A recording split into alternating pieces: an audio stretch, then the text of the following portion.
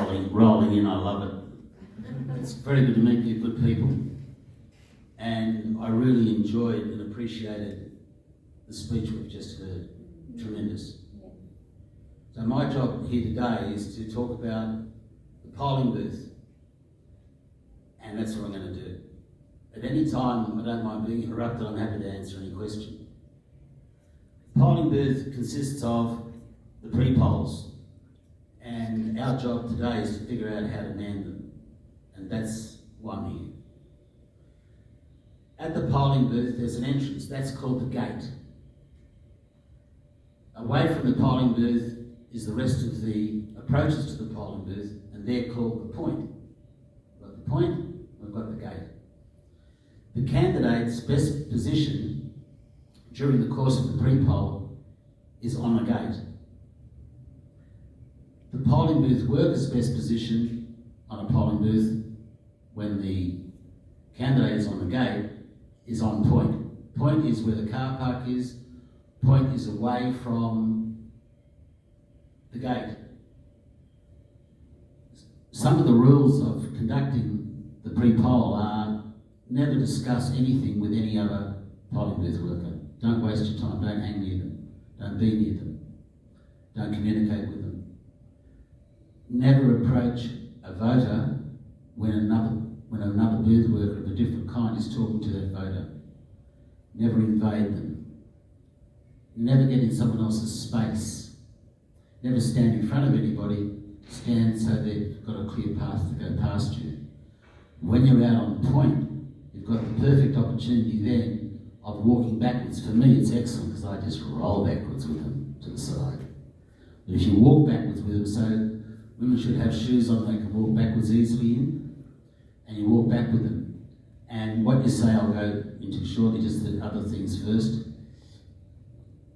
The gatekeeper is one of the most important people in the next 2 weeks. Because the gatekeeper is the person who stands at the gate and people come out past them. When someone's coming out past you, what you do is, had a happy vote. What we're looking for is the person who says, congratulations, love your policy, hope you win, I'm on your side. What the gatekeeper does then is the gatekeeper abandons the gate immediately and walks with this person that just congratulated him and goes along with them. And in the conversation with this person, they say, thank you so much for the encouragement. It's enormously appreciated. You're giving me enthusiasm to carry on. You're obviously a local. How many houses are there in your street? 18. Could I give you some brochures to deliver to the letterboxes in your street, our How to Vote cards? It'd greatly appreciate it if I could. It'd be a great help for me. Okay, come on, we'll get them off the table. What I'll do is, I'll text to your phone now the details of our How to Vote card, so you can also transfer them from mobile to mobile. It prints out as an A4 if you want to print it out, but the How to Vote card can be on there for you. And then you can also record, if you have an app that records the person as a street rep, you then can go into that story as well, which if you fill this app out, you then be recorded as the street rep, and you're then able to transfer this app to your friends who also live locally, so you can help influence the votes. But you're voting and you're supporting the vote because this particular candidate, because you want your own vote increased.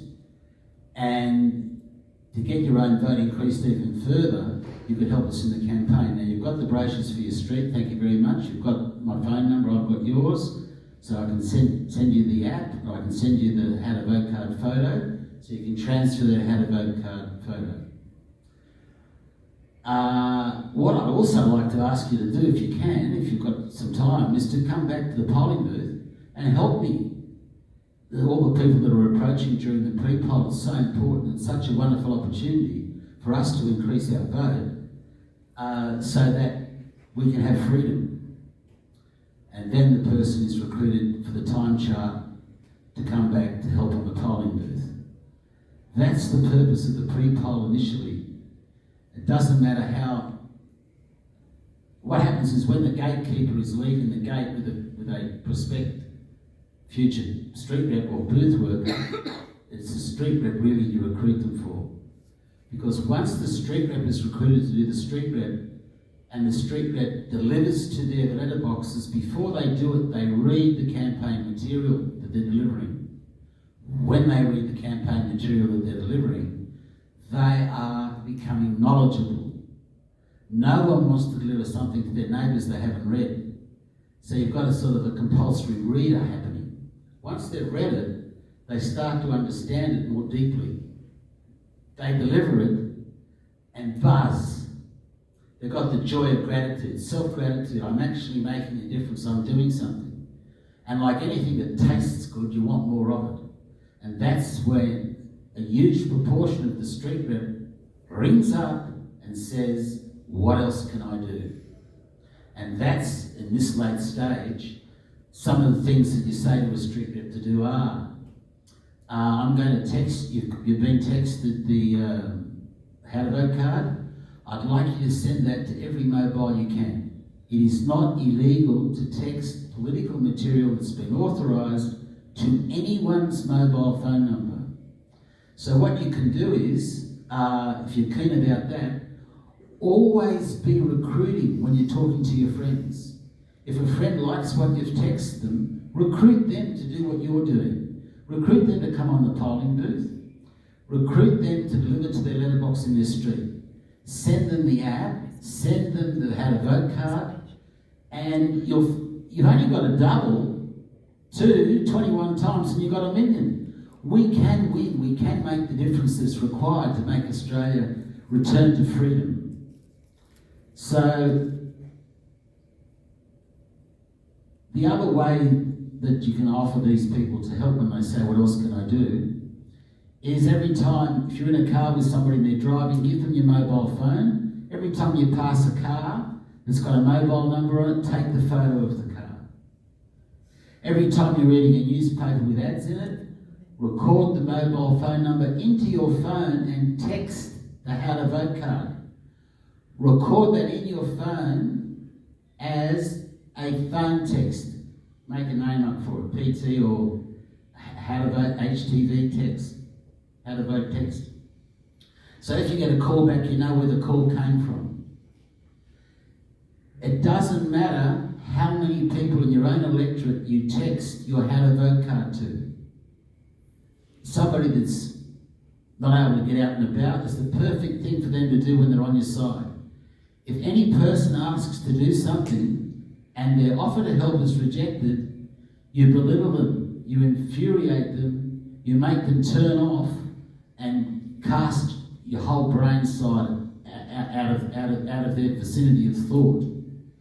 What happens when you've got a street rep, of course, that street rep rekindles those lost people because they see the street rep putting the stuff in the letterbox. The street rep, the first time doesn't do it, the second time they do it, they're wanting to talk to the neighbour. They're becoming less uninhibited. They're less inhibited and they're becoming more uninhibited.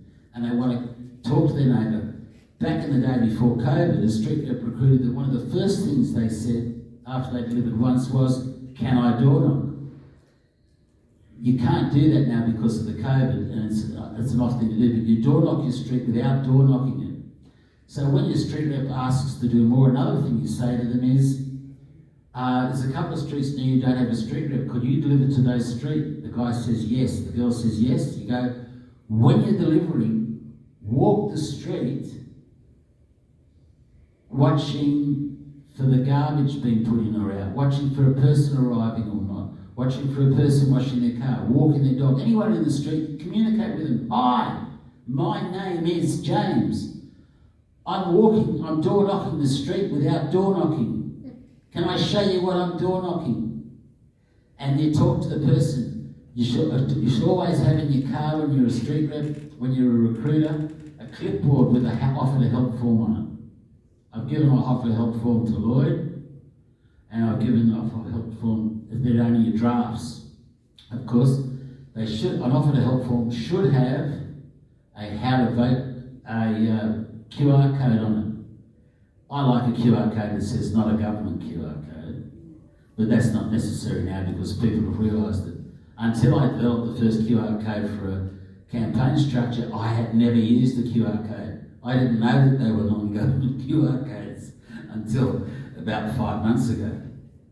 So when your street rep recruit is recruiting other street reps, as soon as he talks to a person that's on side, feels the same way, what he does then, he goes, will you finish this street off for me and I'll make you the street rep? I'll give you the app to be a street rep, or I'll give you my how to vote card, whichever one you got, so that you can transfer that to your friends in your phone. It's a good idea to communicate with the friends in your phone. Many of them you haven't communicated with for years.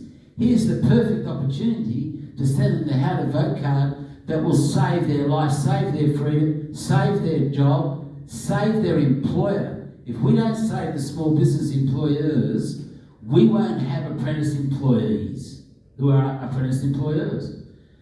Coles, Bunnings and Woolworths have destroyed Australia. In Richmond, 70 dairy farmers before the so-called milk wars. The milk wars were about putting the corner store out of business, about stopping the corner store selling cigarettes and bringing people to Coles and Woolworths and destroying the enterprise of the small shop owner. With the small shop owner gone, their employees are no longer small shop apprentices.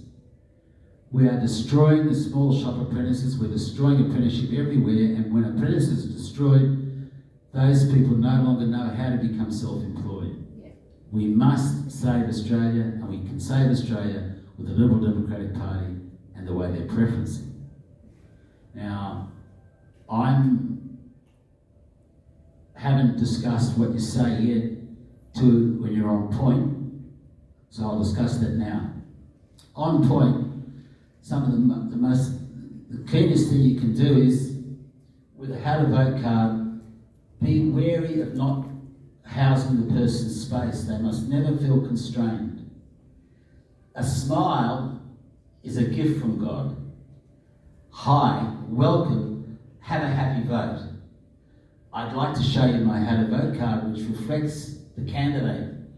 We've got Greens last, Labor second last, and Liberals third last. Our ideology is pure. We're for the preservation of small business. Now, how you can talk on point because you're walking backwards, you're out on point because you don't want to be confused with these other rabbits attacking you, attacking the person you're talking to. That's why you're way out on point. And the candidate on the gate is always watching point people, because if a hand goes in the air, the candidate knows to leave the gate because the voter wants to talk to the candidate, wants to meet the candidate personally. The candidate quickly goes to the arm in the air so that I can introduce my candidate to my voter. And when that's happening, I leave immediately. I go do gate. I'm back on the gate now until the candidate's finished talking. A voter in the hand is worth 10 in the bush. So when you're dealing with a voter, don't be concerned about anyone else walking past. Don't try and pass the vote to that person. That's the gatekeeper's job. The gatekeeper's watching you. And remember, as a booth worker, you are also a recruiter, and you're a coach.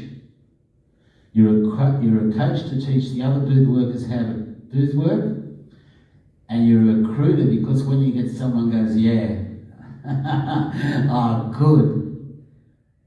I've heard his speech. I want to vote for him. Excellent. Vote for him. When you come back, can you bring me back the how to vote card too? Take it for me. If you see any other on the benches, bring them back for me. The guy's going to come back, or the girl's going to come back to you, and then you recruit him. You recruited, not the gatekeeper. They're just going to say hi to the gatekeeper, but the gatekeeper sees them coming out with your how to vote cards.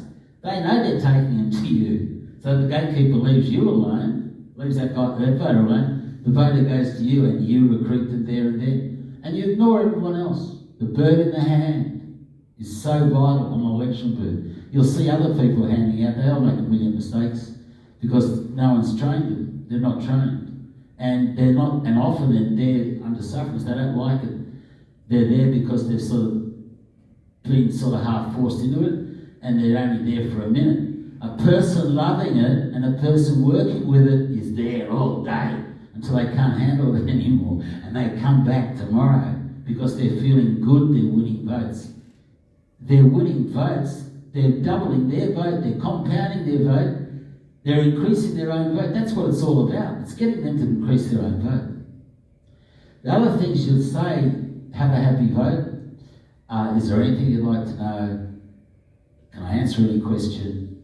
When you vote, please vote in a pen. All these different things you develop them. Once you start to do those little those spiels, I call them, your brain develops other spiels with a smile. You'll get all the other answers yourself. For history, I can be in a polling booth all day and never repeat myself. It's quite staggering. And you just allow your brain to grow that way and you can do it. Okay, I'm very happy for any question whatsoever. On polling day, you said don't stand with like other parties, but I think the Freedom parties are looking at, do we stand as a bloc together or do we stand separately, or what do you reckon? It's a very interesting question. Do we stand with the other Freedom parties or do we not? My view is no, unless you've elected to have more than one had a vote card in your hand. I hold the view that a street rep is best recruited to hand out for all the Freedom parties, because the street rep who's got the material for all the Freedom parties has got the credibility without having a vested personal interest in an individual there for freedom, and they're more entitled then for the person that they're approaching to give for the householder in their street, that householder to feel credit towards them for being for the movement more so than for a particular person. I would have loved to have been able to recruit 2,000 street reps in every federal seat in Australia, 300,000 street reps, and have those 300,000 street reps handing out for the 5 different Freedom candidates. That was my goal 6 months ago and I failed. I don't know whether I'll do it again another 4 years. I will if I'm still here. So that's not going to take place now. So my view is, as far as talking to the other Freedom parties, no, there's no purpose. Because if you're engaged in conversation with them, your brain is concerning with your conversation with them and the response to them, the argument with them, the discussion with them. What your brain's thinking about is, how was the last person that I spoke to? How did I slow them? How did I stop them? How did I communicate with them? How did I present? The ideal thing when passing someone something, if you've got something to give someone, it's best when you're going to pass someone to something. Would you like to see my have a vote card? Yes, please. See, I'm waiting for the hand to come out because I don't want to force something on him. I want the hand to come out if I can get the hand to come out. And that's what you want to do. So one of the reasons why there's no purpose in talking to any other of the other sides, when I say other side, anyone who's not a Liberal Democratic person, is because you're letting your brain focus on your task at hand. And you don't want to waste time or brain power on anyone else. And you want to be away because you don't want them attacking you whilst you're talking to somebody. Now, if that takes place, what you do is, when the person's gone, you just simply say to the other person, when I'm talking to somebody, I don't want you to interrupt me again. Don't come near me, don't talk to me when I'm talking to someone. You got it? That's what you do. Because you're in command and you're a coach. You're a trainer. You're a recruiter. You're multiplying and compounding your own vote. Thank you. Any other questions? I was working on Take the microphone, yeah. I was working on booths here a few years ago. It was when Justine's husband was going to the state, and I was working up near the border here, and Queensland unionists wearing jackboots and all their dark gear. They were coming along and virtually moving us away out of our area, and I think one of our ladies, Well, like bullying. John Laws or something, and they announced it over at Sydney Radio what was happening. Yeah, thank you for the question, ma'am. What to do when harassed and bullied by other booth workers? It's a very simple thing to do. What you do is you take a photo of the person and you go inside and ask to see the manager, the electoral officer manager, and you complain this person is bullying me. That's the end of the story. The unionists do bully on polling booths, and I was at the Currumbin polling booth in the last state election with the Guinness Book of Records, 172 hours, and I got severely bullied at 4 a.m. in the morning by the Labor guys because they kept stealing. Yeah. And the unionist, Glenn Wordsworth, who was a One Nation candidate, but really a member of the Labor Party, who handed out the dual-sided One Nation had a vote card with a Labor side up, and they soon stopped bullying me because I don't like police. But what you have to do is don't tolerate it for a second. Simply go take a photo if you can, or if you don't want to take a photo, just go straight with the Electoral Commission and say, would you please come out, I want to identify this man as bullying me? And they'll be removed from the polling booth. They'll be banned. I find the Labor Party people very rude. Yeah, well, it's very hard not to be rude when you're a socialist. Yeah, that's right. Can you just tell them to F off? Pardon my language, but could you just do that, or that's just... No, it's best with any person on the polling booth. People that ignore people and walk away from people have got a huge personal problem. Yep. The fact is that no two people on earth have got the same view of anything, except for me with your speech. It was one of the finest speeches I've ever heard. It was excellent. So it's best to antagonise nobody on a polling booth, which is for history. That's not what I do on a polling booth. On a polling booth, when there's no other voter nearby, and there are people there that I think are too happy, the opposition, I do harass them and harangue them, so by the time a voter comes, they're furious. But I'm not suggesting anyone does that, but I'm a fiend on a polling booth. Which is why they always try to get rid of me off the polling booth, but I don't threaten anybody. I just say to the Labor person, how do you feel about 1.6 million Tibetans dead in 1949, 23 years later? You recognise Red China's murder of them? How do you feel about it? I just do that to them. I get upset. And then when they're upset, when the voters come in, and I have a happy vote. So that's my game, but I'm not suggesting you do that. You've got to be very skilled to be able to do that. But I've been on polling booths since I was 15. And now I'm 73, I think. 72, 73. So, no, it's best to go straight inside, report them. The only reason you want to get rid of them is because you don't want them harassing you when you're talking to your voter. When your voter's coming in, you want a clean time with your voter. I tell you why you're after the voter. You're after the voter for their vote,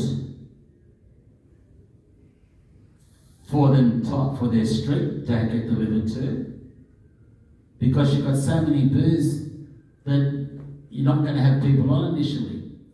With your pre-poll staffing, you should be able to staff the other booths that you haven't got staff for. So it's important you have your booth charts ready. It's important you have your map on your wall with all your booths labelled. And what happens is, as you get more people on your booth and as you see the keen ones,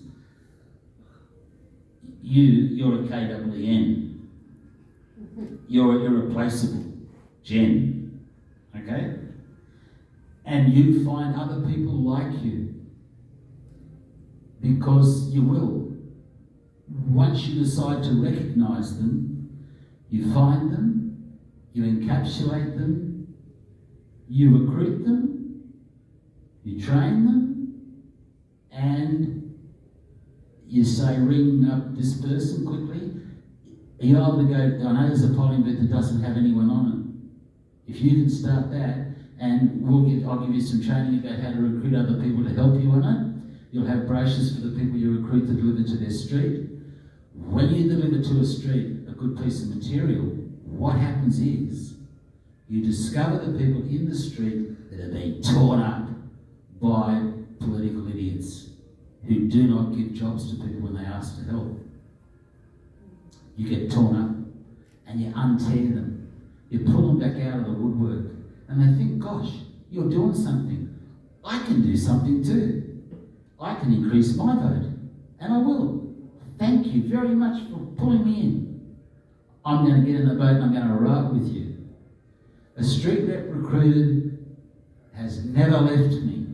I've recruited thousands before all this computer stuff by the phone. Never left me. I've used street reps for council, state, federal, referendum. And they don't ever leave you unless they leave the suburb, unless they leave their address. So you use them on and on because they've been given a clear, concise title. You're the street rep for your street.